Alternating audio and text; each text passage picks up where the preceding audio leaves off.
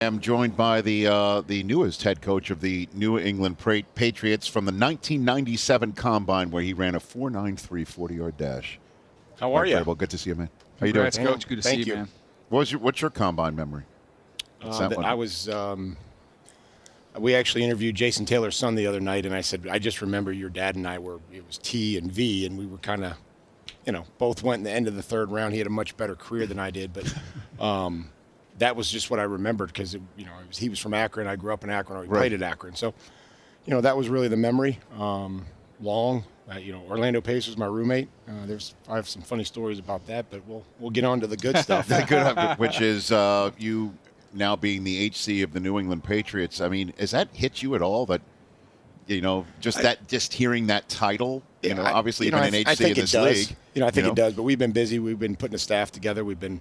Meeting with the personnel staff, the college scouts that have been out on the road. They came back. It was important to get to the Senior Bowl, to meet them, encourage them and talk to them about the vision and some of the players that we've used at different places and in different positions. And, they're all real excited. And then we'll continue this process through free agency and now into the draft. Coach, how helpful is it just to be already so familiar with the organization? And a lot of coaches come in. You obviously had success where you were, but now you get to go back to a place that you just have that familiarity. How much does that help? Well, I mean, there are people there that have been there 30 years, and they were there when I played there, and a lot of new faces as well. But I think the structure with Robert and Jonathan and the Kraft family, has been intact. We still have a lot of the same people. The area, the fan support. So those are all things that we're excited about.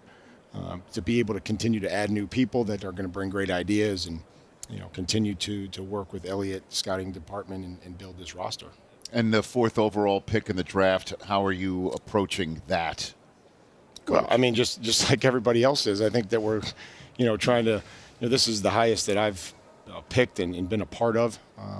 So having a quarterback, have to look at the premier players, and then obviously, if somebody wants to come up for a player and we feel like it's a good value for us, I think we're going to have to look at every option.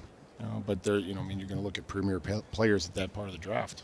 Coach, in the conference, in the AFC, you know it so well, and all the gauntlet of, I just call them those cyborg quarterbacks you got to get through, including some in your division.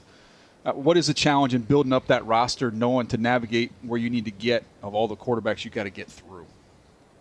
Well, I think that it starts with the division. Obviously, that's going to be our first goal, is to find a way to win the division. And that's something that Buffalo and, Josh Allen and Sean have been able to do, and Brandon Beane and that organization has been able to do. And so we have to, obviously focus on that first, and then focus on, how once we make the playoffs and we start hosting home playoff games and competing for championships, but there's no challenge to it. This is an exciting time in finding out who fits with us, the youth, the energy, the veterans that we may bring in, the ones that we still have that want to help us build a program, a foundation, and do this thing the right way and get started. I was curious, from me, have you been insulted at all? Because I feel like with Travis Hunter, everybody's taled about Champ Bailey and Charles Woodson, and I feel like you've not got mentioned properly in this conversation. We did have, I don't know if, I'm sure Travis doesn't even know, but we were kind of jawing back and forth as he left last night.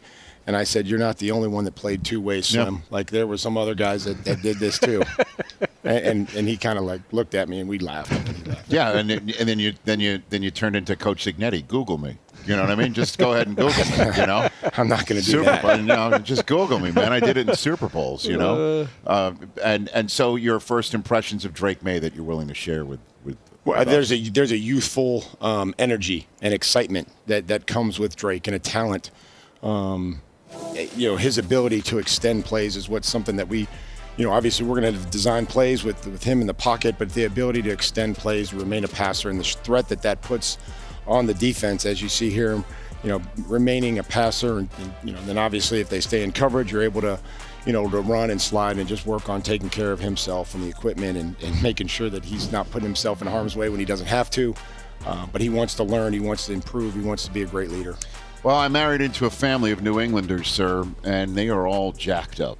That you are the head coach of the New England Patriots, bringing, obviously what you did as a player and the sensibilities of the Patriots organization, you being the avatar of that for the head coach. They are jacked up. all of them. Well, good. We'll tell them that I can't wait to see him in training camp. I can't wait to see him support our football team. These are exciting times when you come in and get to build and help build something and put a product together. The most important thing is that we want to put the program together that the players are proud of, that they want to protect, and they want to call their own. Good to see you. Thank you. You got it. Good to see you, Coach. Mike Vrabel.